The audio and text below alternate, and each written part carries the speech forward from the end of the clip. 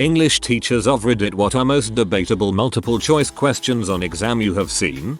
I'm an Aussie teaching English in China. Which of these sentences is correct? Sit down, so the people seated at the back can see. Sit down, so the people sitting at the back can see. Multiple choice. Only one answer is correct. Every question has 4 possible answers. Government exam. I was asked to check the exam. Some questions had more than one correct answer. Some had no correct answers. Some of the questions themselves were grammatically incorrect. There were also spelling and tense errors. After I gave my honest opinion and showed them the errors, they were quite upset with me and never asked me to check again. I had a teacher that would have a page of true-false questions on every test. Almost all of them were something that was true at one time in the book and then false at another and then switch back. For example, a female character would get married at the end of the book and her last name would change. Then the husband would die and she would remarry. The question would be about her stupid last name. Luckily he let you explain your answer, but it was disheartening to have a true-false section turn into essay questions. True-false questions are the only questions worse than multiple choice. True-false, sometimes true sometimes false might actually be a fish questions are the only questions worse than true-false. I'd rather have a set of short answer questions than true-false any day. Here in Ontario we have standardized testing that kids take every few years to measure how well our education system is working. On the English portion of one of the tests I remember having to read a short story and the question was, what is the best title for this story? It really bothered me because what does best mean? Most descriptive? Most creative? There are no hard and fast rules for titles and creative writing. Music teacher here. In my state, getting licensed as a teacher essentially boils down to 3 standardized tests. The first is like the sat all over again big question. You're not stupid, right? The second is for comment knowledge. Big question. You know what a bassoon is, right? The third is for general teaching methods. Big question. You're not gonna beat kids, right? During that third test, there's often choosing from several good answers to find the best, which is debatable already. Still, your printer in your classroom isn't working. Which is the best first step to take? A. Order a new printer. B. Check connecting cables. C. Turn the printer off and on again. D. Call IT for help. This is obviously need to know information for any teacher. At an exam about ethics the question was, according to the next situation, which of the next options do you think is the best? If Sonia steals makeup and you are the only person that saw her, what would you do? A. Tell her is bad to steal. B. Ignore her. C. Take her to the police. D. Forgive her and steal with her. Not only the answer is really ambiguous, but the fact that the question says do you think makes technically every answer correct and wrong at the same time, because an opinion is neither right nor wrong.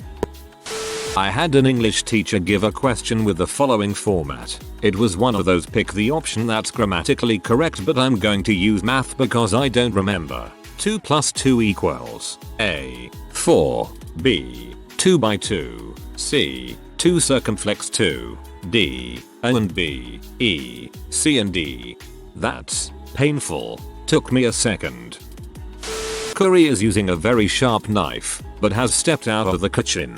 This knife is the only thing left on the surface where Curry is preparing food. The food being prepared is fish. Knowing that this surface is only ever used to hold this particular knife, is it most likely A. Yusuba shelf. B. Takohiki counter. C. Yanaji Island. D. Debatable. I had an English teacher put the following question on a test on the Book of Mice and Men. TF Curly's wife's name is Mary. Now, I had actually read the book, and Curly's wife is never named. That does not mean that she wasn't named Mary. However, as the story is set in what seems to be a true-to-life version of 1930s Salinas, it stands to reason that she would have had a name, and Mary was one of the most popular names for women in Anglophone countries until quite recently. But there's no information in the story to either confirm or deny this. My English teacher had set a true-false question in which the truth value of the statement was fundamentally undecidable. I chose false, and was marked correct, but it still bothers me 15 years later. Not a teacher, But on my state's standardized test in 5th grade there was a question that was basically about the Oxford comma. When I was traveling in Australia, a way to stay in the country and get another visa was to do student visas. It comprised of 80% students learning English, legit students, and about 20% like me trying to stay in the country for another year. For the 20% it was basically a sham diploma, business. One of the true or false questions was, Q. New Zealand is the greatest country in the world. True or false, the instructor teacher was a Kiwi. That sounds like an instructor giving a freebie question for fun or something. I've seen it happen in plenty of other subjects and it's usually harmless. This question reminds me of a history teacher I had in high school that was pretty weird. He was an old, alcoholic curmudgeon that was obsessed with the show 24 and would give extra credit points out to people that made references to it in class tests. His tests were bizarre and often had like 150 multiple choice questions, many of which were repeat questions. I remember though on one exam we had a multiple choice question that had me laughing out loud at how ridiculous it was worded. It was, they got the bomb, like nuked. I would say the appropriateness of this question was debatable with his wording, but dude just did not care. I am now imagining a phone going off in the middle of his class, but the teacher lets it slide because it has the CTU ringtone. What I hate about multiple choice tests are when there are several answers that are right but there is one that is more right. Those generally show up in healthcare exams. In my biomechanics course, if we could demonstrate why the answer we picked was also correct, we could then get the points back. It turns out that due to my flexibility I can prove why the answers I picked were correct. The best one was when I brought in an MRI of my ankle showing torn ligaments on the outside lateral of my ankle when according to the book and test that was impossible since I was a pronator. My feet turn in and I walk on the insides of them. I had MRI proof and a surgical report for the repair. I got those points back and so did everyone else who argued, but Narangam has an MRI that shows lateral torn ankle ligaments on it. I had another professor that was absolutely evil. He had heard people saying when in doubt choose C, so he decided to mess with his classes on the next exam. We all came in to take that exam and he looks up and says, remember, when in doubt pick C. It turns out that for the multiple choice section of the test all of the correct answers were C. After having a little freak out over it I just left those answers as C and got one of the higher scores on the test. Below is the example that I recall most vividly on an English exam. I was a music major. Which of the following is correct? A. It's a regularly reoccurring problem. B. The problem continues to reoccur. C. The recurrent problem proved perplexing. D. The reoccurrent problem persists. A and B are probably wrong because saying reoccurring is redundant if you've already said it occurs regularly or continues to occur. I think recurrent is more grammatically correct than reoccurrent, so C is the answer. Not an English teacher, but the what is the author trying to portray or something like that. For frick's sake, interview the dang author and ask him what he was trying to portray. Who knows? It was probably nothing. Howdy question. In my country, when teachers teach English, they sometimes include phrases such as ain't or howdy as live English used in daily conversation. However, when I was a middle school student, one student wrote howdy as an answer to a question on correct expression. Some teachers considered it as a slang, and they claimed it as a wrong answer. However, another teacher taught that in class. I've kind of had a similar situation. I teach English language learner students, and some of my Chinese students told me that they were encouraged to use nowadays in their English classes, as it'll sound natural, as it's a sort of casual slang expression. Too bad that Americans don't actually talk like that. P. In 5th grade we read Charlie and the Chocolate Factory, and on the final book test, there was a short answer question that asked something like if Charlie didn't win the factory, which of the other children should have been chosen and why, and I said Mike TV because living in the factory would be like living in a TV show and I think he would be happy there. I got points off because my opinion wasn't supported by the book. Also I just realized the post said multiple choice question. Oh well. While I am not an English teacher, I once prompted the revision of a district-wide aptitude test. I don't know if this is still the case, but it used to be that students in the area where I went to school would have to sit for an exam, one that was focused on reading and writing ability, 2 or 3 times before they could graduate. There was a portion which required people to assess and explain a poem, a long-form essay, and a multiple-choice section. It was that last part which prompted me to write the proctors a little note, and that little note resulted in the entire test being revised. Now, before I go on, I have to confess something. I had been actively looking for some way of leaving my mark on the test in question, because the sample essay that was used to showcase the poetry analysis was actually a piece that I had written. That isn't as impressive as it sounds. Each year, the people in charge of assembling the exam would randomly select a top-scoring student's submission to include as an example, hoping to recapture that prior success. I had decided to find some noteworthy way of setting myself apart. Yep, I was that kid. It took me a while, but I did eventually discover an opportunity to achieve my goal. One sentence preceding a series of multiple choice questions had omitted a comma, thereby changing its intended meaning. I don't recall the exact wording, but it was something like this. Eric and Susie were trying to decide where they should have dinner.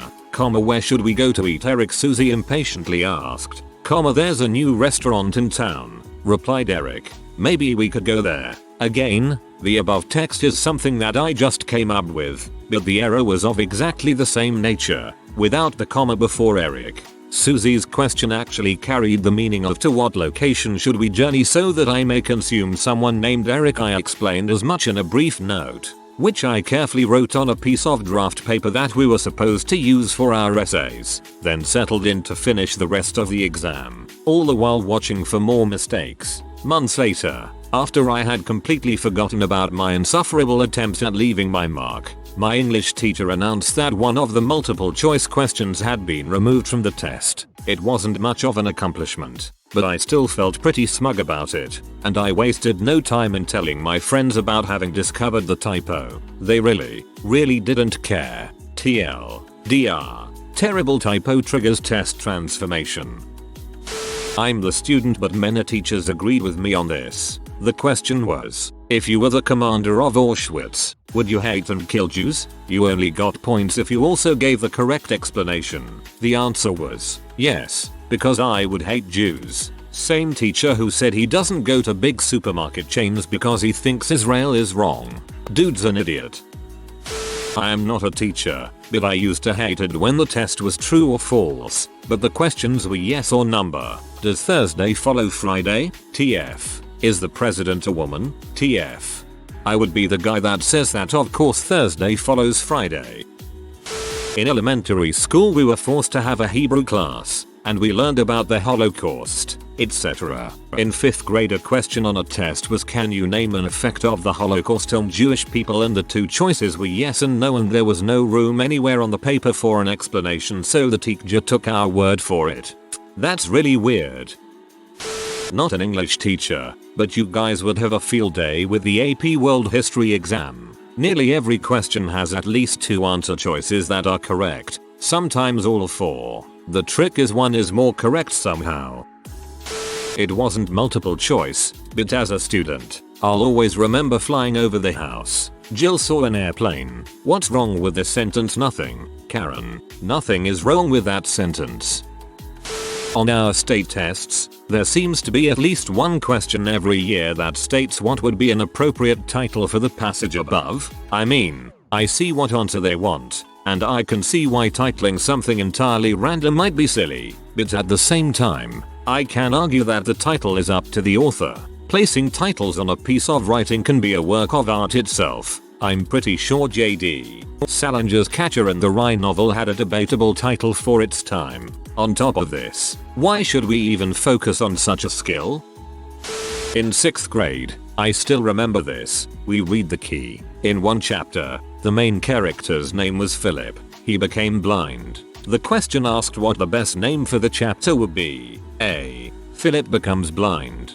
B. A cold night. C. D. Not important. Obviously I chose B because the cold night would be metaphorical for the darkness he saw. But no, the cold night was referring to the actual night, which was kind of chilly in the book. The correct answer was to give away the chapter before anyone even reads it. Still pisses me off to this day.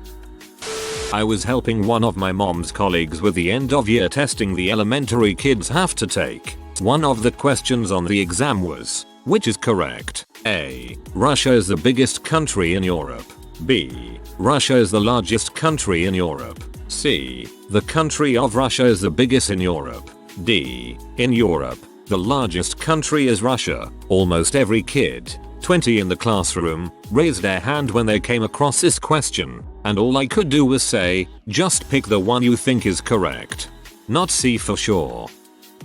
A rubbish story since I can't remember any examples. Also not a teacher, but here goes. In college I had a sort of film class, like it was about different shots and techniques used in film and TV to tell the story visually. The professor who normally taught it, and who I was informed was amazing, was off that semester due to a health problem. So they had hired in someone from industry to teach it, someone who had never taught before. So it was kind of a goddamn crap show of a class. And at one point she had given us a multiple choice test, which we were normally instructed to never write on. That was so poorly written with balls confusing questions, possibly multiple correct answers, and in one case the same question twice, that I just started marking up the test as I was taking it, not answering on the test, leaving feedback about the questions on the test. I brought it up when I turned in my test and told her she'd put a question on there twice and I've marked on the test where. I think she thanked me. She seemed to bizarrely like me.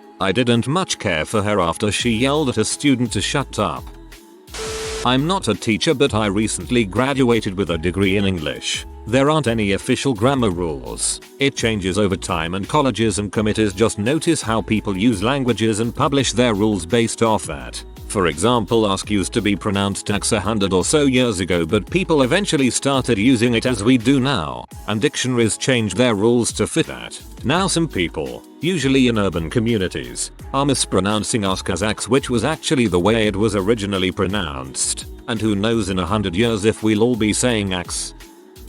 The question asked the students to choose the word that was not a synonym of destroy based on how it was used in a sentence. The choices were decimate, devastate, depopulate, and demolish. My students all chose depopulate because the sentence they'd been asked to read had the word population in it. Also, depopulate has a slightly different meaning. The correct answer, according to the test, was decimate because that word means to destroy exactly 1/10 of something. That's an archaic definition of the word that hasn't been used since ancient Roman times. Yikes. My kids were P. Obligatory, not an English teacher, but I saw this on a biology test today. Why is DNA like a book? A. It stores information like an index. B. It copies and transmits information. Okay Reddit, do your thing. I'm stumped still. I'm not a teacher, but once I had a question asking which event in a story we read was impossible. I knew the answer was supposed to be a dog playing basketball, but I purposely got it wrong since I took offense to the idea that it was impossible for a dog to play basketball. If you are new to the channel, you can subscribe. I publish new videos every day. Until then, check another video.